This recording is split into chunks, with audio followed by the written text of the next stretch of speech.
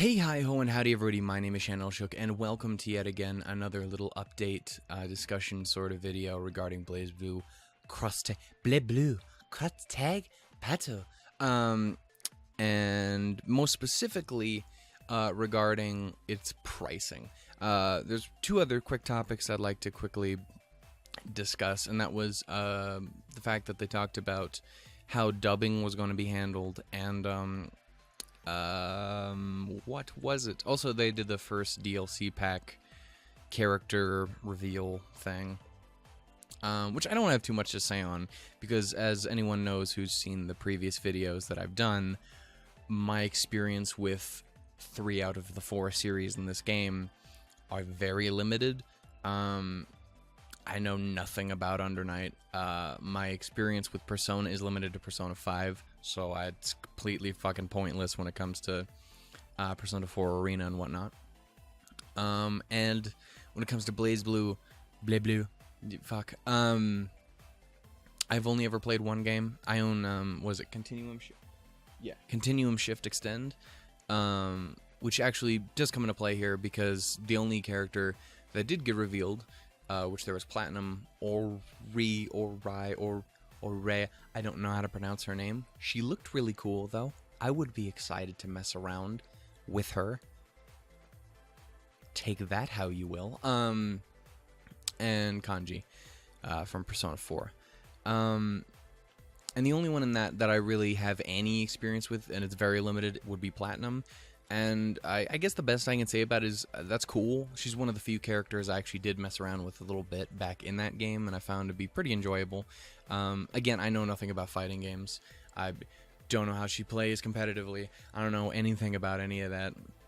Though I could make assumptions, considering I watched quite a few videos regarding the information disclosed within that trailer that showed off the DLC, and I think the general consensus was the fucking Platinum. What? So I don't know. I'm excited, and that's cool. I like her design. Same with the other two. But anyway, so that's all I can really say about the trailer. But then it goes on to, again, the discussion of dubbing in the game, and they have, I guess, for the past like week or two, or even before then, it's kind of been this idea bandied about on whether or not they were going to do it, and no one really knew exactly what was going to happen. And basically, they went out and confirmed. Oh my god, I'm dying. They confirmed that there was going to be full-on English dub for the game as well. So it was both dual audio with Japanese and English, which is really cool. That's something I know I personally appreciate. Just because it's easier for me to get behind something and understand it when it's in English. That's not always the case, obviously. There's things that I do personally prefer and other things. But this is not animation, and it just looks like it sometimes. But you know, it's nice. It makes it easier to understand things if it's running in the background rather than in the foreground or whatever. Plus, it makes it a little less jarring, considering the Ruby girls were being voiced by their actresses. You got freaking Lindsay Jones, Barbara Dunkelman, Cara Eberly, and Aaron Zek, and then you had just nothing but Japanese voice actresses and actors. That would have been weird. That would have been a little strange. I mean, I still would have been interested in it, but it would be strange. But anyway, the general reception seems to be pretty cool about that. I find that to be cool. Also, from what I understand, it's the debut of Under Night characters in English, and like a BlazBlue character or two, and that's pretty cool. I can dig and respect it. Anyway, so that's regarding those two things. And the last thing, and I should also mention 100%. I'm getting this information off shoryuken.com. Love the name. Yeah, I believe it all came out during like a live stream or something that they did, and this is just written up. There's obviously a link to the article that I'm reading it all off of down in the Underdown,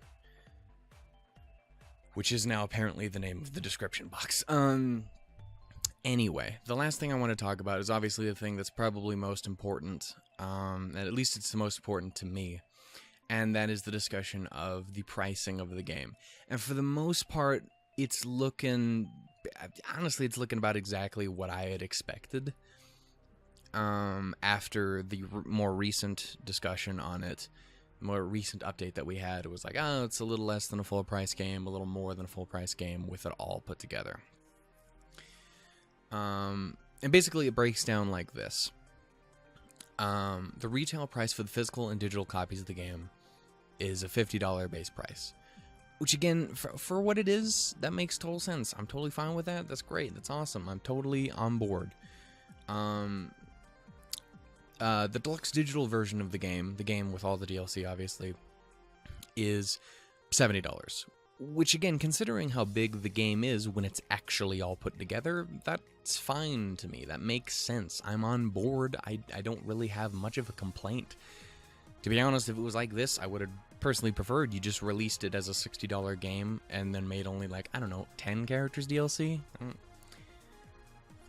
From the way you've made it out to be, you could have just done that and made this all so much less complicated. I don't... Positivity. Regarding the DLC in particular, obviously there's 6... I guess this is something I never actually covered, but it is broken down to, considering there's 20 characters that are DLC, 2 of which being, of course, Blake and Yang, which are free and completely unrelated. There are 6 3-people DLC packs that make up the rest of the characters. Those are each broken down into $5 a piece, so obviously if you bought them all like that, you'd have it for $30, which would make the base price $80 instead of $70. But you can't just get the whole DLC bundle for $20 as well. But you see, that's how they get you. You get it all at once. You get it cheaper. You get all. You get it.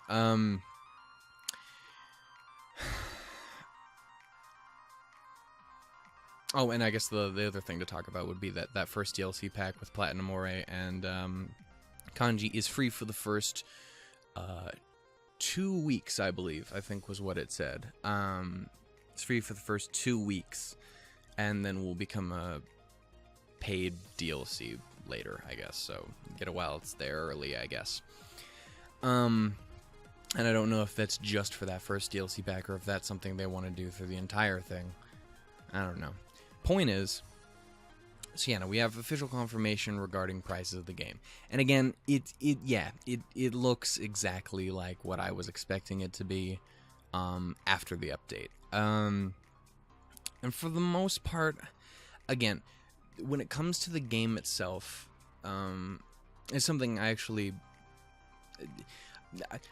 I've noticed that other people are far better with their words than I am. I recently watched, earlier today, I watched Coefficient. Again, I would throw a link to his stuff in that video that he did on the subject as well, because that guy's way better at explaining things than I am. Basically, he summed up my opinion on it perfectly. The game itself, I love. I love everything about it. I want to support it. I want to give it everything that it's got.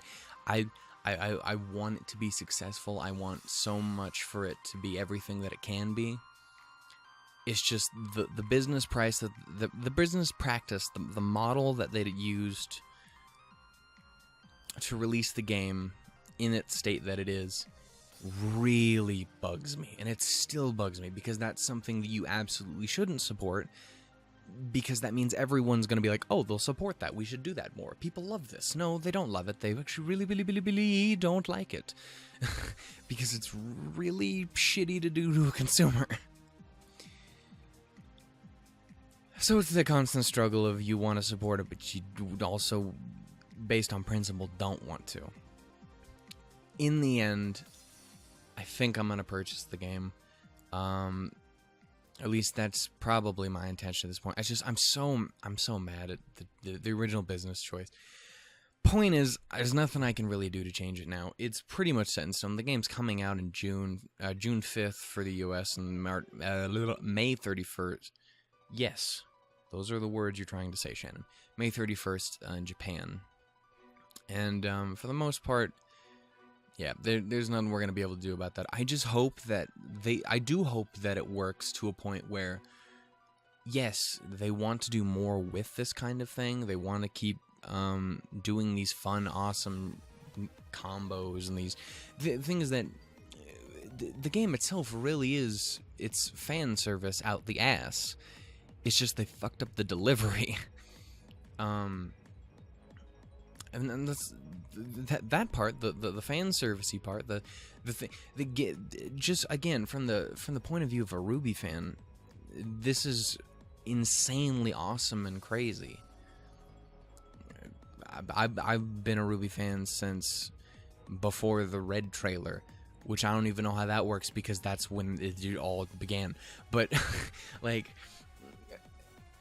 ever since I watched Red versus Blue, what was it, 10 or 8 or 10 or whatever?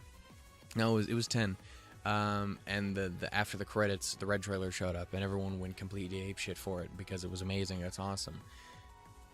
I never imagined it would get to like even this point, and the fact that we did get to this point is amazing, and it's awesome, and it's crazy, and I want it to go even farther. I want it to be able to do more, and from the what I have seen is especially the people who are still supporting the game are like crazy excited about Ruby and stuff, and they're interested in the characters, and they want to see what do. The amount of people I've seen on just YouTube are like, oh, well, I'd play like BlazBlue, and then this is coming out, so I guess I should check out Ruby too. And they have checked out Ruby and seem to enjoy it, and it's like, that's awesome. It's a cool thing getting other people invested in that, and us being able to get invested in this thing that everyone else really likes because we got kind of lifted up into it. It's a great thing, and I want there to be I want a whole goddamn Ruby fighting game all to itself. I want it to be able to continue to grow, and that's why I want to support the game. That, and because it looks fucking really fun for what's in it. It's just that problem of it sets a bad precedent, and that's not saying too much because the game industry is already completely fucked. If fucking EA has proven anything in the past, like, I don't know, 20 years. We're having issues enough as it is, and we need to work against that. So here's my hope: is I hope that we can support the game and make them want to do more cool stuff with that. But I hope that they learn from this mistake and refuse to make it again in the future. I guess that's really the best you can wish for, is they take into account the fact that people want this to be a thing, they want to support it, but they don't want to support the decision that they made when it comes to its delivery. I guess that's the best I can ask for. Best other thing I can ask for is that hopefully the game gets here and people continue to enjoy it, and hopefully it does do well, and hopefully they are allowed to grow and learn from it. It's the best I can hope for. Anyway, heck, this is probably going to be the last video I do on this. I don't know what else I could, unless they pull some other crazy random bullshit out of their ass that makes my fucking brain want to melt. I don't see me doing too much in the future. And unless they announce like Takaka for BlazBlue characters, because I approve, because she's fucking weird, and still my favorite character to play in that game. Point is, I want to say thank you all so much for those who checked it out. I also want to say real quickly thank you to everyone who's checked out one of these videos in the past, or who's just stopping by here and liking or subscribing or doing anything like that. The couple of BlazBlue videos that I've done have gotten received really well, and people seem to enjoy them, and people aren't shitting on them, even though it's totally worthy to just completely piss all over everything that I do, because it's not good.